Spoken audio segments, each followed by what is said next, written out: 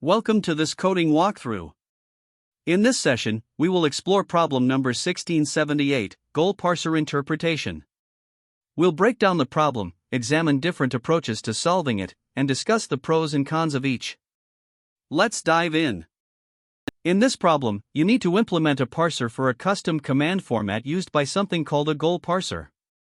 The purpose of this parser is to take a string of commands and interpret it into a final, meaningful string based on a set of predefined rules. The rules are quite simple.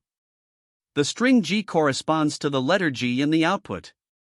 The string is interpreted as the letter O, and the string L is interpreted as the sequence L. Your task is to process an input string, which will consist of these commands, and replace each one with its respective output based on these rules. For example, if the input is G, L, your program should interpret it and produce the string goal. The input string will always have a length between 1 and 100 and will only contain the characters G, A, and L. The output will be the string you generate after applying these rules. Let's look at an example to understand this better. Suppose the input string is G, L. Here's how you can interpret it step by step.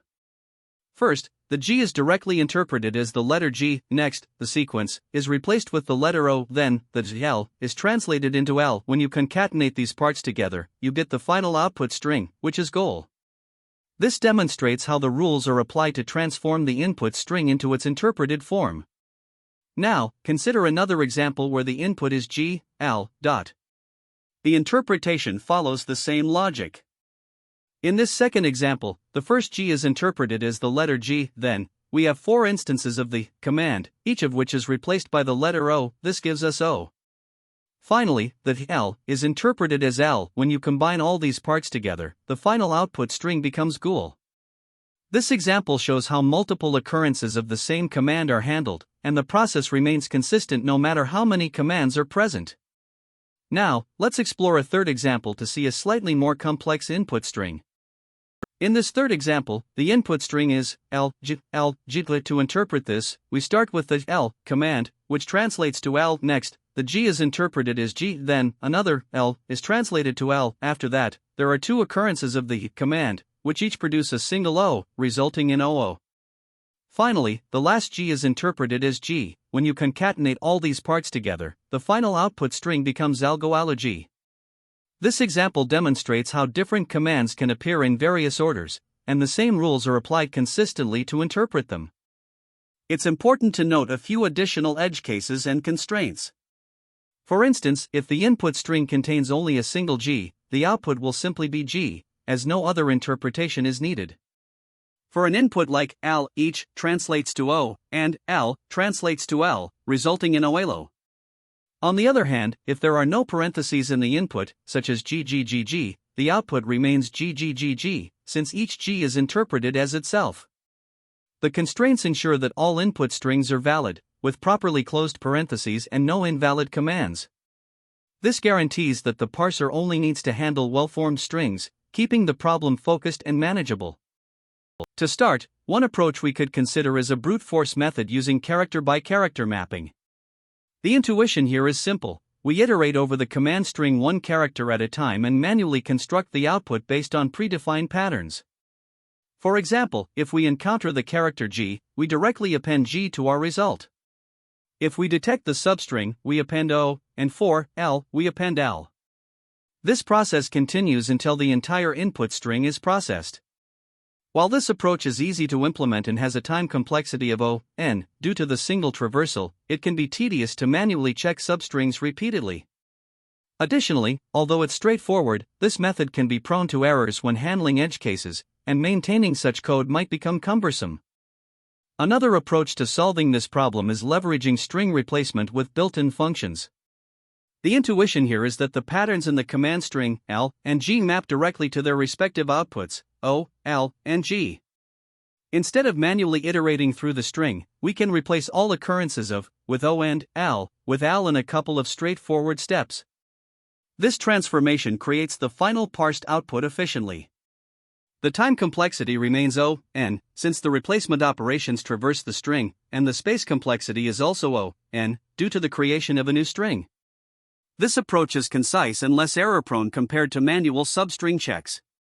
However, one trade-off is that it relies on built-in functions, which may introduce hidden overhead, particularly for very large inputs. A more optimized strategy combines the benefits of a single traversal with the efficiency of a dynamic string builder. Here, we construct the result string on the fly as we parse the command input. The process starts by initializing an empty dynamic string, such as a string builder in Java or a list in Python. As we traverse the command string character by character, we use conditions to detect the patterns G or L and dynamically append the corresponding output. At the end of the traversal, the dynamic string is joined to produce the final result. This approach maintains a time complexity of O(n) by processing the string in a single pass and a space complexity of O(n) for the dynamic string. While slightly more complex to implement than the string replacement method, this approach avoids multiple string allocations and is both efficient and scalable.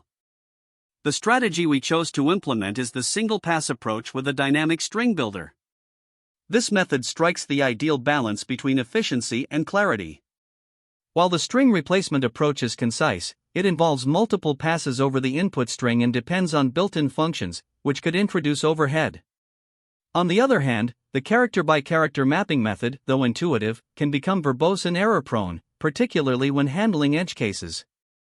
The single-pass solution avoids these drawbacks by ensuring that we only traverse the input once and dynamically build the output, minimizing unnecessary string allocations. The key insight here was recognizing that the command string comprises fixed, simple patterns, allowing us to avoid complex parsing techniques. This realization helped us design a solution that is not only efficient but also clean and maintainable. Overall, the trade-offs make this approach the most scalable and optimal choice for this problem.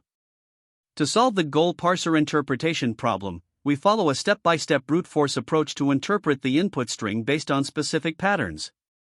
The first step is to initialize an output container. This container will store the interpreted result as we process each part of the input string.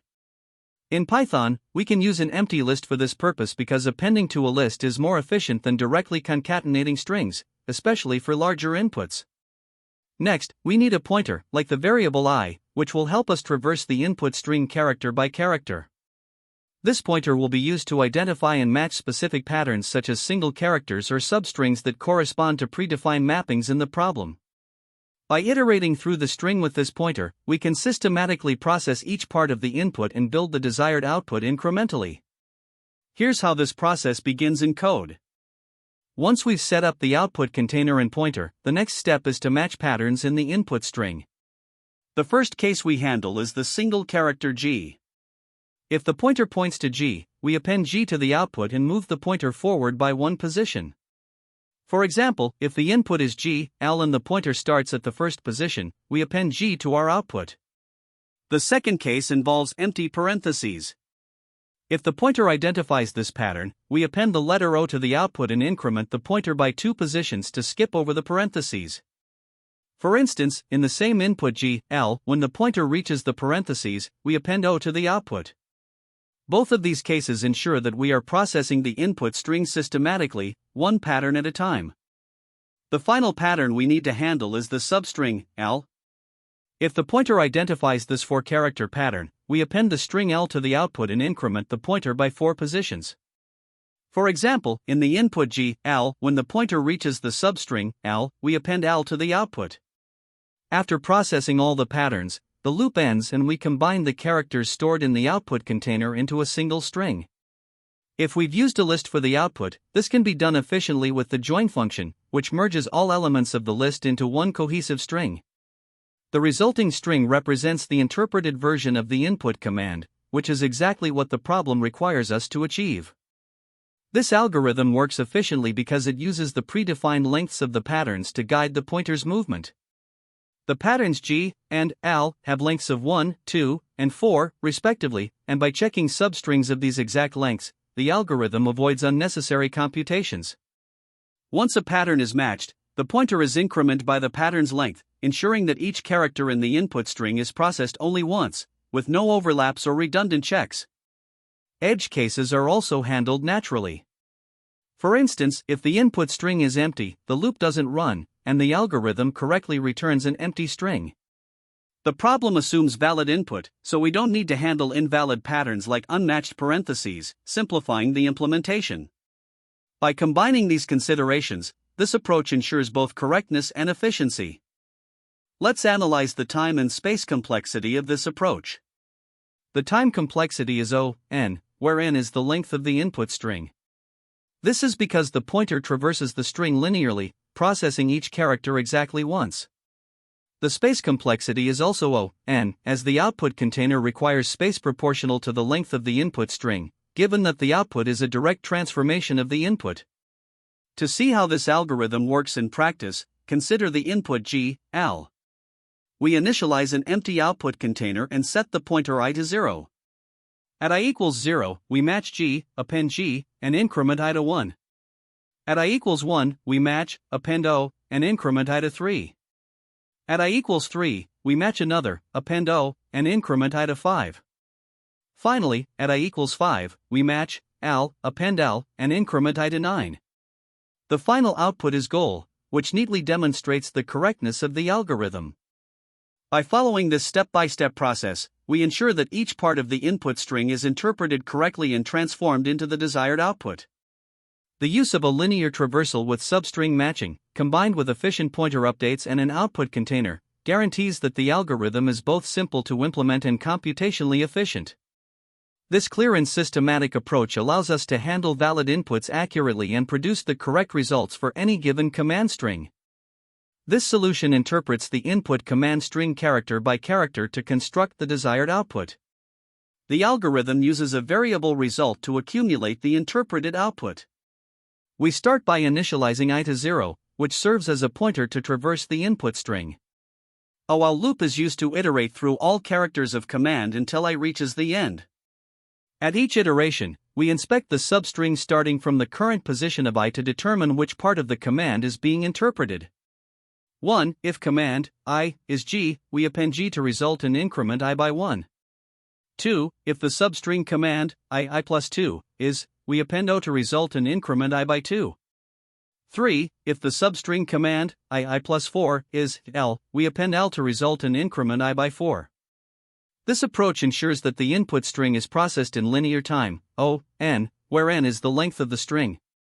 The algorithm handles edge cases like empty input strings or commands with no parentheses seamlessly due to the structure of the loop and substring checks. The final result string is returned after the loop completes. This is the Java implementation of LeetCode problem number 1678, goal parser interpretation. The logic mirrors the provided Python solution, with adjustments for Java syntax and conventions. For example, we use a string builder for efficient string concatenation, type declarations for variables, and Java's substring method to check string patterns. The method iterates through the input string, identifies patterns, g, al, and appends the appropriate output to the result. To solve the problem, we start by initializing our variables. The input command string is set to g, al, an empty string named result will store the interpreted output, and the index I is initialized at 0 to traverse the string. In the first iteration, the character at index 0 is g. The condition command, I equals g evaluates to true, so we append g to our result, making it g. We then increment I by 1 to move to the next index. In the second iteration, the substring from index 1 to 2 is, which matches the condition command, I plus 2 equals.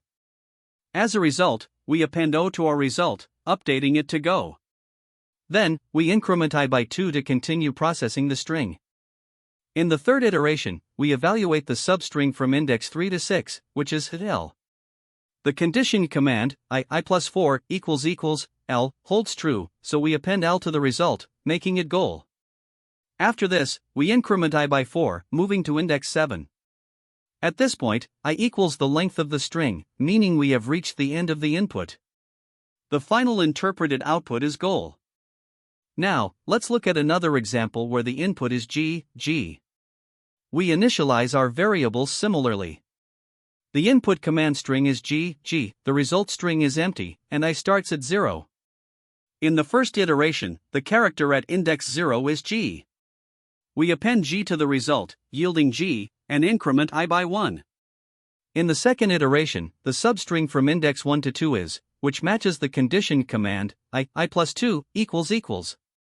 We append O to the result, updating it to go. I is then incremented by 2, bringing it to index 3. Next, in the third iteration, the substring from index 3 to 4 is again, so we append O to the result, making it goo. Incrementing I by 2 sets it to 5. In the fourth iteration, the substring from index 5 to 6 is, so we append another O, updating the result to goo. I is incremented by 2 again, bringing it to index 7. At this index, the character is G. We append G to the result, yielding goo G, and increment I by 1. At this point, I equals the length of the string, so we stop. The final interpreted output is goo G. Now consider the third example where the input is L, G. We initialize our variables as usual. The command is L, G. The result string is empty, and I starts at 0. In the first iteration, the substring from index 0 to 3 is L, which matches the conditioned command, I plus 4 equals L. We append L to the result, making it L, and increment I by 4 to move to index 4. In the second iteration, the character at index 4 is G. We append G to the result, updating it to alg, and increment I by 1 to proceed. In the third iteration, the substring from index 5 to 8 is L, so we append L to the result, creating algal. Incrementing I by 4 brings it to index 9. Next, the substring from index 9 to 10 is, so we append O to the result, updating it to algallo. I is incremented by 2, setting it to index 11. At index 11, the character is G. We append G to the result, yielding algallo G. After incrementing I by 1, we reach the end of the string. The final interpreted output is algallo G. To analyze the time complexity of the solution, we start by considering the traversal of the input string. The while loop processes the string command one character at a time, incrementing the index by either 1, 2, or 4 depending on the current match. This ensures that every character in the string is inspected exactly once, making the total number of iterations proportional to the length of the string. As a result, the traversal contributes a time complexity of O, n, where n is the length of the input string. Additionally, the slicing operations, such as command I plus 2 or command I plus 4, are executed in constant time due to Python's optimized handling of string slicing. Since these operations do not introduce any additional overhead, the overall time complexity remains O, n. This efficient single-pass traversal ensures that the algorithm is well suited for processing even larger input strings. Now we turn to the space complexity of the solution. The primary contributor to space usage is the result string, which stores the interpreted output. Its size grows linearly with the number of characters in the parsed result. For example, if the input string command consists entirely of the L pattern, the resulting string will have a length directly proportional to the length of the input. This means the space required for result is O, n, where n is the length of the input string. Beyond this, the algorithm uses a small number of variables, such as I and result, and performs slicing operations that reuse memory from the original input string. Since no additional memory is allocated for these operations, the auxiliary space usage is constant, or O1. Therefore, the overall space complexity is determined by the memory needed for the result string, resulting in O, n, space complexity. Let's compare this approach to a potential naive solution. A brute force method might iterate over each character of the string and manually append to the result based on the current character and subsequent ones, without using slicing. While this would still achieve a time complexity of O, n, it might involve more conditional checks or nested logic, making it less efficient in terms of constant factors. In contrast, the optimized solution processes the string in a single pass with constant time substring checks, minimizing overhead and improving efficiency. Regarding space usage, the optimized approach appends directly to the result string without requiring intermediate data structures, keeping memory usage to a minimum. Whether in the best, average, or worst case, the time complexity remains O, n, because every character in the input string is processed. Similarly, the space complexity is consistently O, n, as the result string grows linearly with the input size, making this solution efficient and robust across all scenarios. To substantiate these claims, we can provide a mathematical proof. The while loop processes each character of the input string exactly once. Depending on the match, the index I is incremented by 1, 2, or 4, but each character is visited only once. This ensures that the loop executes O(n) times for an input string of length n. Within the loop, each operation, whether it's slicing a substring, performing condition checks, or appending to the result, operates in constant time, O(1). Multiplying the number of iterations by the time taken per iteration gives an overall time complexity of O(n) O(1), which simplifies to O(n). For space complexity, the dominant factor is the result string, which grows linearly with the input size as characters are appended. This leads to a space complexity of O(n). Together, these analyses confirm that the algorithm is efficient in both time and space, making it well-suited for parsing the input string effectively. When tackling this problem, there are several common mistakes that developers tend to make. First, misinterpreting the problem description can lead to unnecessary complexity. For instance, you might add constraints or conditions that aren't part of the actual requirements, which wastes time and effort. To avoid this, make sure to carefully understand what the problem is asking for, including the inputs, outputs, and constraints. Next, relying on a brute force solution might seem like a quick way to get started, but it often results in inefficiencies, especially for larger inputs. Brute force approaches tend to exceed time limits because they ignore opportunities to optimize. Instead, look for patterns or use appropriate data structures to streamline your solution. Finally, a frequently overlooked issue is ignoring edge cases. These might include scenarios like empty inputs, inputs with a single character, or cases that push the limits of the constraints. Missing these can result in runtime errors or incorrect outputs, so it's crucial to test for these boundary conditions during development. Now, let's discuss a couple more mistakes to watch out for. Overlooking time and space complexity can be a major pitfall. While your code might work for some test cases, it may fail to meet efficiency requirements, especially under larger constraints. Many problems have strict limits on time and memory usage, so it's important to analyze and optimize your solution carefully to ensure scalability. Another issue arises when intermediate results aren't validated. It's easy to assume that each step in your logic is correct without actually checking it. However, small errors in these intermediate calculations can propagate and lead to incorrect final outputs. To avoid this, take the time to debug and inspect your intermediate values step by step. This habit not only helps catch mistakes early but also ensures that your thought process remains aligned with the problem requirements. When preparing for interviews, there are some key strategies to keep in mind. Recognizing patterns in the problem can significantly simplify your approach. For example, common techniques like prefix sum arrays, sliding windows, or greedy algorithms can help eliminate redundant computations. It's also important to be ready to discuss trade-offs, such as time complexity versus space complexity. Interviewers often ask about alternative approaches, so understanding the pros and cons of methods like recursion versus iteration can demonstrate your depth of knowledge. Communication is another critical skill. Explaining your thought process clearly while coding not only shows your ability to reason through the problem but also allows the interviewer to provide guidance if needed. Finally, always test your code before running it. Walking through your solution with sample data helps catch off-by-one errors or missed conditions, ensuring greater accuracy in your results. Additionally, exploring related problems, like those listed here, can deepen your familiarity with similar concepts and patterns. To further refine your approach, consider exploring alternative methods and their trade-offs. An optimized iterative approach is often faster than brute force, as it avoids redundant computations, but it may require extra space to store intermediate results. On the other hand, a recursive approach can make your code more concise and easier to understand conceptually. However, recursion comes with its own challenges, such as the risk of a stack overflow with large inputs. If you choose to use recursion, incorporating memoization can help mitigate this issue by storing already computed results for reuse. Finally, using a hash map for caching can significantly improve time complexity by avoiding redundant calculations. The trade-off here is increased memory usage, as you need to allocate space for the cache. Each of these approaches has its strengths and weaknesses, and the best choice often depends on the specific constraints and requirements of the problem you're solving.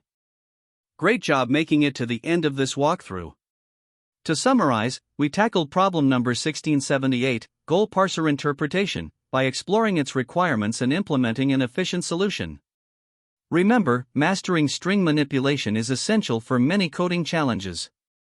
Thanks for watching, and I hope you found this helpful. Don't forget to like, subscribe, and keep coding. That's the end of this tutorial. I hope you found this explanation helpful for understanding the solution to this LeetCode problem. If you enjoyed this content, please consider subscribing to the channel for more coding tutorials and solutions. Feel free to leave a like if this video helped you, and don't hesitate to comment with any questions you might have. Thanks for watching, and happy coding!